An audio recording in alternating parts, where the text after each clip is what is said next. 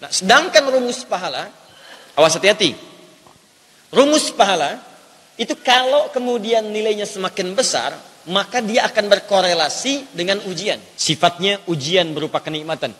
Ya, Anda mendapatkan kenyamanan. Tapi kalau ujiannya sebaliknya misalnya berkurang, ya seakan-akan apa yang sudah kita peroleh, ya maaf, itu bisa hilang.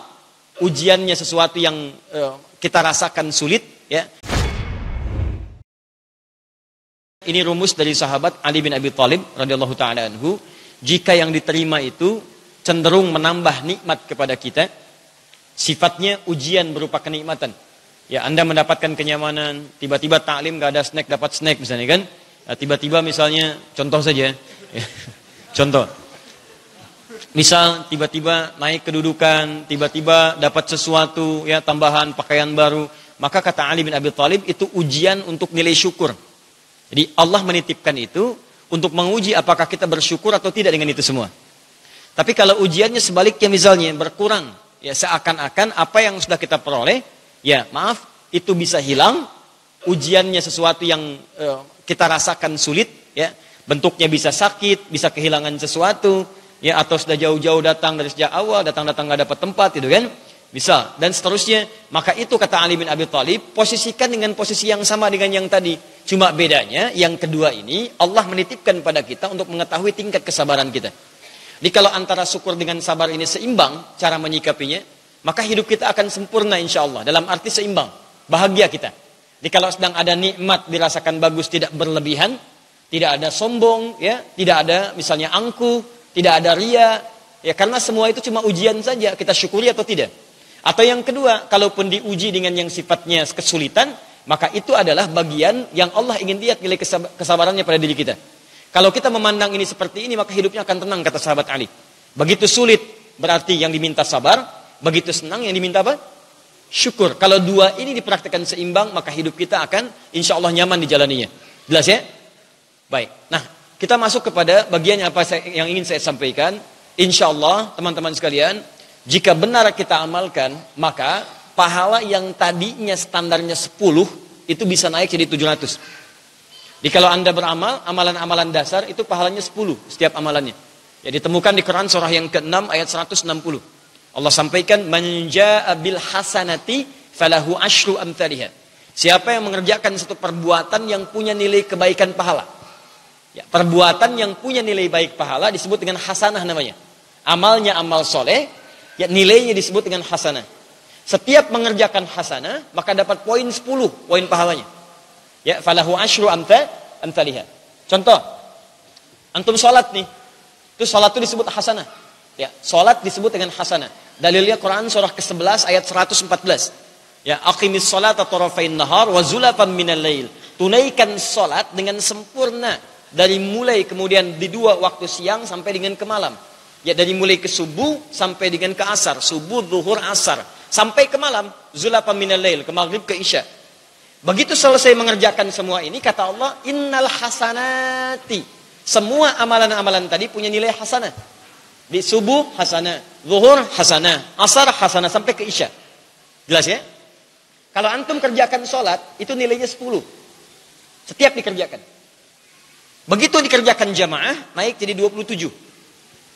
Kalau dikerjakannya di masjid, tambah 25. Di hadis Muslim. 25 itu jarak satu keduanya 500 tahun. Dua ketiga 500 tahun. Sampai ke yang akhirnya. Jadi kalau sendirian 10, berjamaah 27, dikerjakan di masjid tambah 25 kebaikan. Itu standar. Tapi kalau Anda kerjakan dengan dasar ilmu, misal Anda belajar nih, cara takbir seperti ini. Kemudian cara mengangkatnya seperti ini. Mengucapkannya seperti ini, maknanya begini. Itu ketika dipraktikkan semua itu dalam sholat, maka nilainya berubah. Bukan 10 lagi, tapi 700 kali lipat dari semula. Nilai setiap satu keduanya dan seterusnya itu 500 tahun. Demikian pula apa yang akan kita pelajari ini, insya Allah kita akan bawa dalam ibadah kita. Kita akan bawa dalam muamalah kita. Kita akan bawa dalam hubungan keseharian kita. Kalau kemudian kita praktekkan, selepas kita belajar dari sini, maka mudah-mudahan setidaknya insya Allah Allah melipat gandakan pahala kita insya Allah. Nah, sedangkan rumus pahala, awas hati-hati. Rumus pahala itu kalau kemudian nilainya semakin besar, maka dia akan berkorelasi dengan ujian. Tahan sebentar ya.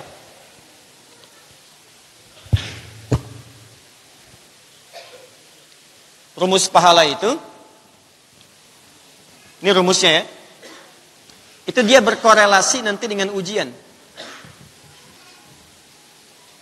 Jadi kalau ininya rendah, kecil misalnya, maka ujiannya pun ringan.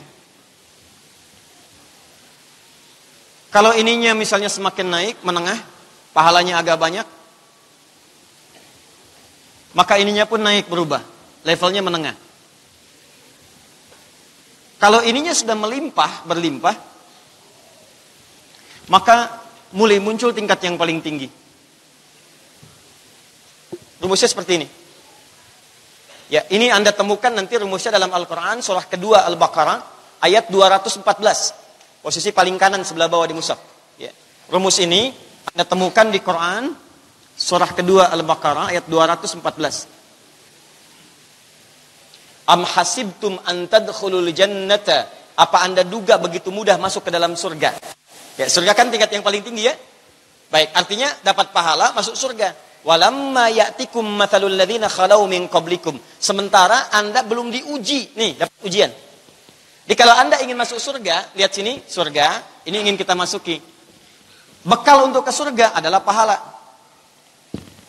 Jelas? Saya ulang. Anda ingin ke surga, bekalnya apa? Pahala. Untuk mendapatkan pahala itu, maka rumusnya bersanding erat dengan ujian. Makanya kata Allah, apakah kamu duga mudah untuk ke surga, sementara kamu belum diuji? Ujian inilah nanti akan menghasilkan pahala. Jadi kalau antum nggak diuji, antum nggak akan dapat pahala. Sholat itu ujian, dari sholat ada pahala. Puasa itu ujian, dari puasa ada pahala. Haji itu ujian, bentuknya amal soleh, dari situ ada pahala. Nah, semua jenis ujian ini kalau dibalik, pengertian terbaliknya, ujian tidak diberikan kecuali untuk melahirkan pahala. Dari pahala ini mempercepat ke surga. Jadi kalau ada orang pengen ke surga, artinya dia butuh pahala. Kalau dia pengen pahala, artinya dia siap menghadapi ujian. Paham? Jadi cara berpikirnya mesti begitu. Begitu antum diuji, maka cara berpikirnya, Allahu Akbar, terima kasih menitipkan ujian kepada saya Allah. Dengan ujian ini, engkau akan limpahkan pahala untuk mempercepat saya ke surga. Jelas? Nah, yang ingin saya sampaikan begini. Kalau ujian Anda ringan, maka kadar pahalanya pun biasa. Tapi kalau ujian Anda sudah begini, misalnya berat, ini artinya Allah ingin memberikan pahala lebih dari biasanya, mengangkat Anda ke tempat yang paling tinggi, sehingga memudahkan Anda untuk melangkah ke surga. Jelas? Baik, itu rumusnya ditemukan di Quran surah kedua, ayat 214. Biasanya taklim santai, datang, duduk, dapat tempat yang enak. Tiba-tiba begitu berangkat, wah udah jalan kena hujan, nyampe-nyampe bagian berdiri gitu kan.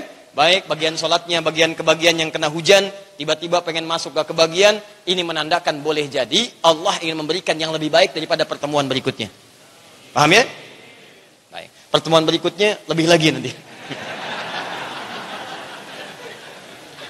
Jadi kita semangat insya Allah, ada nilai-nilai kebaikan di dalamnya ya.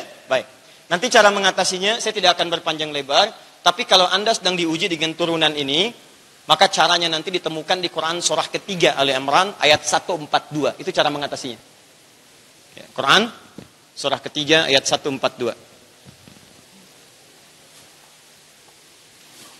Misal, Anda sedang punya masalah nih, berat dan seterusnya. Nanti solusinya, cara mengatasinya kata Allah, nanti Anda buka Quran surah ketiga Ali Imran ayat 142, di situ ada rumusnya. Dengan kalimat yang sama pembukanya. Di sini am hasibtum an tadkhulul jannah, di sini am hasibtum an tadkhulul jannah. Cuma bedanya yang di sini bentuk ujiannya, yang di sini solusinya. Tapi malam ini saya ingin tampilkan yang lebih daripada ini. Solusi cepat yang saat Anda mengerjakannya seketika insyaallah akan langsung dimudahkan dan diselesaikan semua persoalan yang kita hadapi pada saat itu. Ya, inilah yang akan kita bahas di pertemuan malam ini. Bagaimana caranya kita memahami Al-Quran yang dengan itu Allah mudahkan semua titian kehidupan yang kita lalui. Siap insya Allah?